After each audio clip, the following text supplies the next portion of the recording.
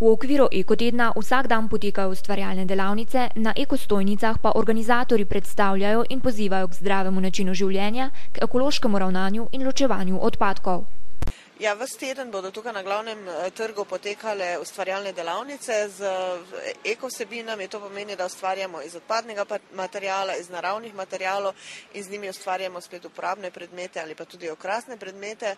Imamo različne delavnice, tukaj ima naš prijatelj Igor izdelava bobnov, instrumentov, potem delamo razne kolesa iz žic, to pripravlja Gregor, tukaj naša sodelavka Metka pripravlja čebelice, sedaj, ko je pač pomanjkanje čebel.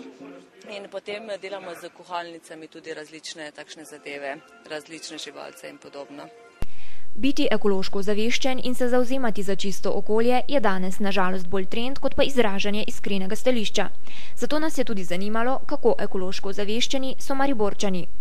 Ja, v bistvu s takimi malenkostmi, no, pač, ne vem, ko grem iz sobe, recimo doma, ne pustim luči prižgane, pač ugasnem, potem ločujem odpadke, pač znotraj gospodinjstva. No. Zavarovanje okolja, ja. Da ne mečemo odpadkov v okolje, da ga ne osnežujemo, kaj se z raznimi kemikalijami, vsem tem in pa Maribor tudi z ločevanjem odpadkov v gospodinjstvo. Ja, pravilno odlagamo smeti, potem ne mečemo kar tako odpadkov, kam te je volja, na pravilna mesta, vzgajamo otroke v tem duhu, to je to. Zavarovanje okolja, da se nas z avtom okolje vozim, ne? Da malo več z biciklom, ne?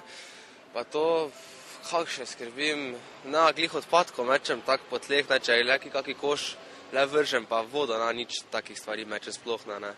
Rajše, ne vem, imam v žepu tisti cel kako smetala plastenko, ko pa da bi jo kam vrgo, ne, pa pač pol poiščem kakšen koš za smeti, ne.